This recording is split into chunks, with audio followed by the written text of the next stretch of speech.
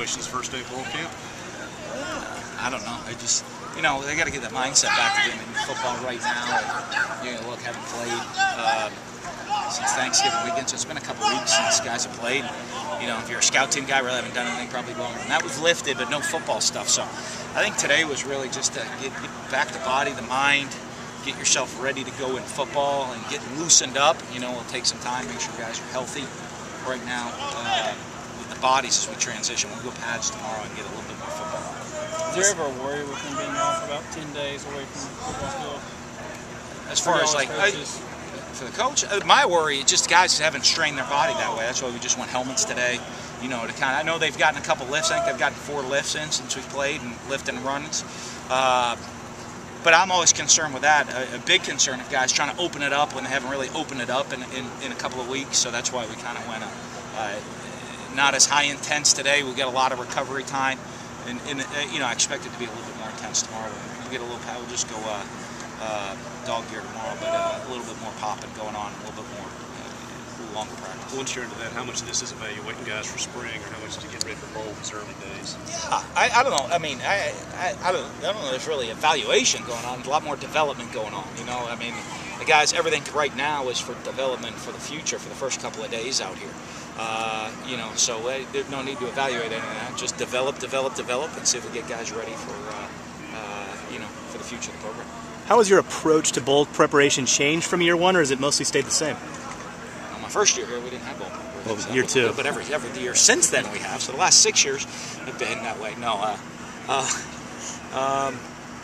No, it's all very similar. It really to me hasn't changed way beyond that. Even when I was an assistant and coordinator, we kind of all met and look at the different schedule. You really start backwards. You start on game day and you work backwards into preparation of what you need to prepare for the game, and then you look at the extra things that you can do, and then you use that as development for the program.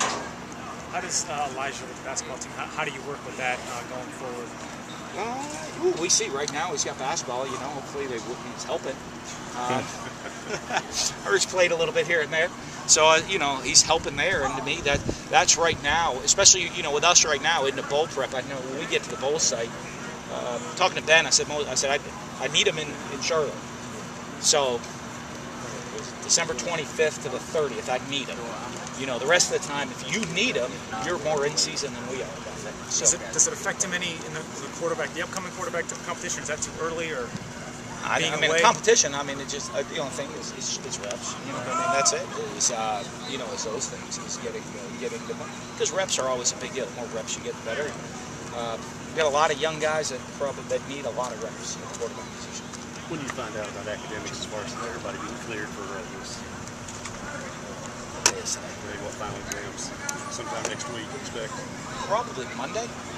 I didn't ask. They usually tell me what grades have to be turned in by. Yesterday was the last final, so grades might have had to be turned in by today. I've been on the road recruiting, so usually Monday, Tuesday, I find out on all that stuff. So I don't expect any problems. But how much film study? You never know. Sorry, Coach. How much film study have you done on NC State, or what have you seen? Just a little bit. I know they're an excellent football team. A little bit. You catch some things during the season. Team. Lead on Florida State early, and it's an excellent football team. Team that battled Clemson, and the Wire. So they're an excellent football team. They got a lot of talent. They can score points on offense. They can play good defense. And not tons, flying here and there, recruiting, just watching some game film as I can. But we haven't had a chance to sit down, meet, and really get into the meat and potatoes of it. You had a chance to meet with the guys about possibly considering early entry for NFL evaluations. Oh yeah. We can turn 5 of them in. So I met with guys. Met with a bunch of guys that if they want to do that. I don't know if all of them have done that yet. But we'll see. Usually, we want to get them in as soon as possible so you can get them back as soon as possible and educate people on making good and bad decisions. You look at guys that have left early. Some have made very good decisions to leave early. Some have made some poor decisions to leave early. But, we try to educate them so they can make the best decision. Which 5 have you submitted? Which 5 number? I think Jamal Claiborne. Justin Sr., Beniquez, I think, turned theirs in. I think those are the ones that turned. Last I checked, I haven't checked in a couple days. With Coach Felker and so of the guys that have turned it in. There's a lot of rumors surrounding Jackson State and Tony Hughes. Do you anticipate any coaching changes or any staff changes? I don't anticipate anything, but I don't. You never know what happens this time of year with college football. There's always changes everywhere, but so we'll see if there are staff changes. I don't plan on making many changes within our staff.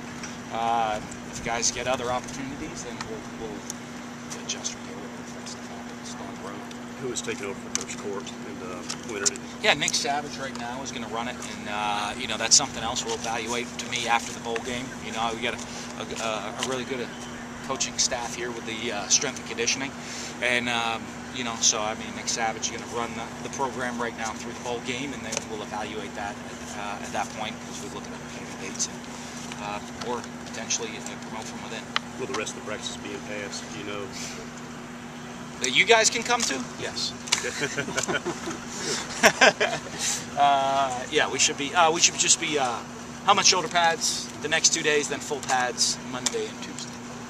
Ryan Brown was carting himself around. Yeah, he'll be out. Okay. He had a stress fracture in his foot.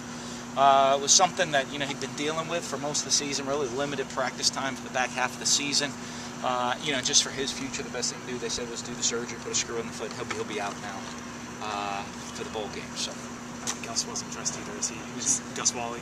Yeah, Gus with the concussion. Same deal, I think. I don't expect him back for the bowl game. He's had several of those, so we'll see where he's at for the long-term future. Everyone else kind of up in the air, just game time kind of decision. You guys scour that much more than I do.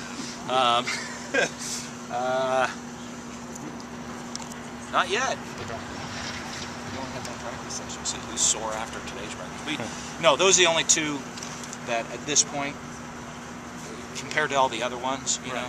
Winston Chapman came and said he really liked to snap in the bowl game. Yeah. So, I mean... Possibility? There's a possibility he could come back, as a senior last game. Right. That, that's what he said to me, obviously. I'd wait a couple more weeks and then let the doctors, if he gets the approval to do it, probably put a big cast on each leg and see if he can snap for PAT field goals or something. So, what about Zach Jackson? Yeah, I think he decided he had a future. He graduated, had an opportunity outside of football to go take, and he decided to move on and go do that. So he won't be with us for a while. Do you enjoy bowl practice? Love bowl practice. A lot of teams not practicing right now. My wife enjoys bowl practice too, because not that she doesn't enjoy my time home with the family, but I don't think she wants to. There can be too much of that too. There's nothing better. I mean, you look right out here. There's no final exams. There's no school going on. Right now, we're coaching and teaching football. I'm not even worried about the game plan just yet. It's really coaching and developing guys and working technique and fundamentals. There's nothing like it. I mean, especially here. When you get to the bowl site, it's awesome because there's the whole bowl experience for the kids. There's, we're gonna get to go in the NASCAR, and get in the car at the speedway. I mean, that's a pretty cool deal for our kids right here. I mean, the opportunity to go to Charlotte, an awesome city that most guys have never been to. The bowls, these kids get to experience something special. That's there. We'll start practicing game planning here and getting serious at the end of the week. But right now, there's nothing like bowl practice. Just teaching football and the kids practicing football. It's a great time of year. Is this part of the practice more unique than any other part, where you're not really having to prepare for a game, even though you have some free time to kind of? Yeah, it's kind of like spring ball. Okay. Or maybe the beginning of training camp. But beginning of training camp is like such a massive ordeal. Right. It's kind of like spring practice, but there's no school. So it's like spring. It's like kind of like spring practice with how we practice. Kind of like training camp that there's no school. It's awesome. I know you just got back from New York earlier in the week with Tevez. What was that experience like for you? I mean, it was pretty special. I mean, you look at that. Within the football world, I don't know if there's a bigger award than that award. I mean, I know there's big time deals, but you're talking about student athlete. You're talking about the premier student athlete in college football at that award. the Campbell Award. I met Billy Campbell's there. I got to meet, got the picture of me and Tevez with William Campbell. The trophy's named after. And it is such a special deal, and to be even one of the finalists there for that award, such a prestigious award, it's unbelievable. I mean, because you're talking in college football, not FBS or Power 5. I mean, you're talking every level of college football those are the finalists in every level for the premier student athlete in college football, and to be a finalist is unbelievable, especially for a young man from Morton, Mississippi. To be in that group and considered that way is an unbelievable